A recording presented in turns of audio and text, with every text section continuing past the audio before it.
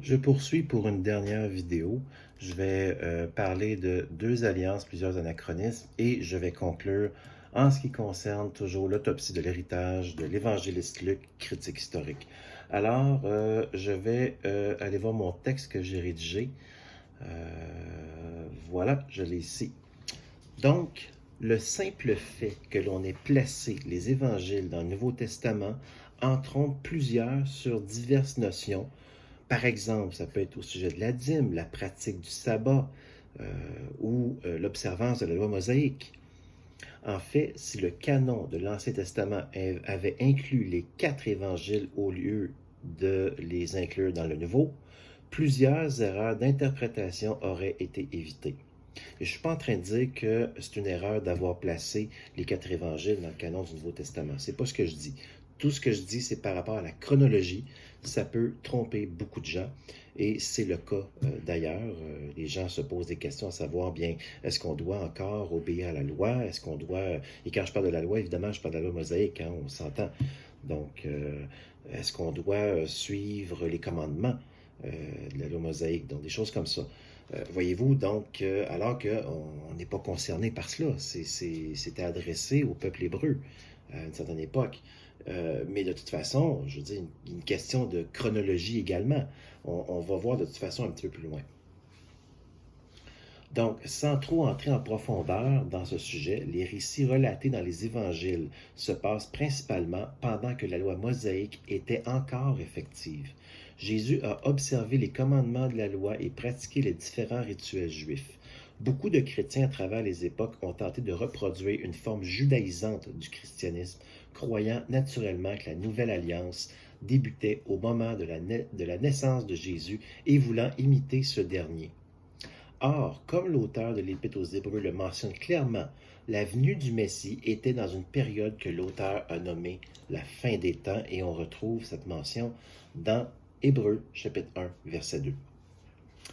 Mais en réalité, il s'agissait de la fin de l'époque religieuse, qui n'était rien d'autre qu'une pâle imitation des choses à venir, toujours selon l'auteur de l'Épître aux Hébreux, chapitre 10, verset 1. La religion n'est rien d'autre que la représentation matérielle des choses célestes. Elles ne sont pas les choses célestes, elles sont des représentations. La religion, juive ou autre, exige une conduite et l'observance de règles inhérentes à la religion en question, dans l'attente messianique. Or, le sacrifice de Christ à la croix mettait définitivement fin à la religion afin de laisser place aux choses nouvelles. Je suis persuadé que c'était justement l'objectif de Luc lorsqu'il a fait la distinction de son évangile de son autre projet de rédaction, les Actes, qui débutent avec l'ère de l'Église, manifestée par la Pentecôte avec l'effusion du Saint-Esprit, alors que des Juifs qui étaient réunis de par le monde grec se trouvaient tous dans un même lieu à Jérusalem. Ça a été le début d'une ère nouvelle. Les choses anciennes doivent donc être délaissées, et c'est d'ailleurs le propos de l'auteur de l'Épître aux Hébreux qui dit que les choses anciennes sont terminées, nous passons maintenant aux choses nouvelles. Ne revenons pas en arrière au petit lait, le petit lait qui était la loi mosaïque. Et maintenant, nous sommes à la viande solide, qui est quoi? Qui est ce que Jésus a accompli. L'ancienne alliance s'est terminée de façon à la fois abrupte et à la fois progressive. Jésus s'est rendu à la croix, et c'est ce qui a marqué la fin de la loi et des prophètes, donc de l'Ancienne Alliance. C'est lorsqu'il prononça ces mots, tout est accompli, fin de l'Ancienne Alliance, donc fin abrupte. Et on a le témoignage également de ce rideau du temple qui s'est déchiré du haut vers le bas et qui était une sorte d'image pour représenter l'accès de tous vers le Père et non plus le grand prêtre qui intercède et qui agit comme intermédiaire entre Dieu et le peuple. Maintenant, le seul intermédiaire, c'est Jésus-Christ, personne d'autre.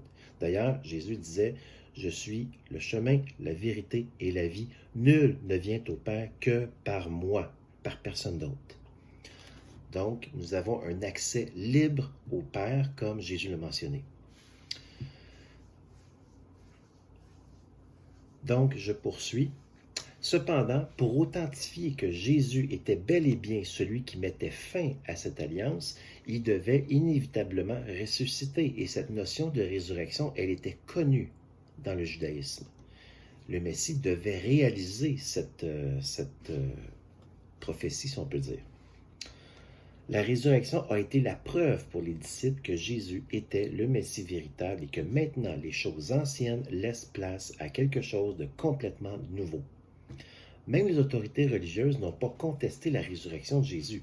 Ils ont simplement soudoyé des soldats romains afin que ces soldats répandent à tout le monde une calomnie sur les disciples, disant à tous ceux et celles qui voulaient bien les entendre que les disciples avaient dérobé le corps de Jésus pendant la nuit. Si le Sanhédrin n'était pas convaincu que Jésus était bel et bien le Messie, il n'aurait pas eu besoin de soudoyer des soldats et de tenter de cacher ce que ces autorités religieuses savaient être véridique. Puisque la religion a été accomplie dans son entièreté, elle ne possède plus aucune valeur intrinsèquement spirituelle. La religion a été officiellement stérilisée par l'action salvatrice de Jésus par son sacrifice ultime. Et ça, c'est à mon avis la démonstration de Luc par la distinction nette qu'il a fait en séparant ces deux ouvrages, l'un appartenant aux choses anciennes, qui est l'Évangile, l'autre aux choses nouvelles, qui est les Actes des Apôtres, et c'était le début de l'Église, l'effusion du Saint-Esprit, cet esprit qui n'était pas chez les premiers disciples qui étaient avec Jésus pendant cette ancienne alliance, mais qui est venu après que l'ancienne alliance a été confirmée comme obsolète. C'est également un autre argument qui me permet d'émettre cette hypothèse. Luc a été l'inspiration de sources premières, entre autres de Marc, pour la forme du moins, et même pour Jean et pour Matthieu, pour la forme toujours. En ce qui concerne le contenu, Pierre a été l'une des sources premières de Luc et Pierre a été l'une des sources premières de Marc. C'est le contexte interne qui nous permet une telle déduction. Maintenant, en conclusion, l'évangile de Luc n'est pas un évangile, mais un document historique de source première. C'est le document le plus fiable historiquement, le plus impartial également. Luc a exercé ce que tout historien a toujours rêvé de faire, consulter les témoins directs des événements et en faire la description. Non seulement on ne s'est pas contenté d'inclure l'évangile de Luc et les Actes des Apôtres dans le canon néo-testamentaire, mais les deux documents sont des sources historiques, des sources premières, colligeant les informations à partir des témoins directs et oculaires des événements. Cet article s'oppose de manière respectueuse aux hypothèses des chercheurs, exégètes et historiens actuels qui ont malheureusement évacué la part apologétique de leur exégèse.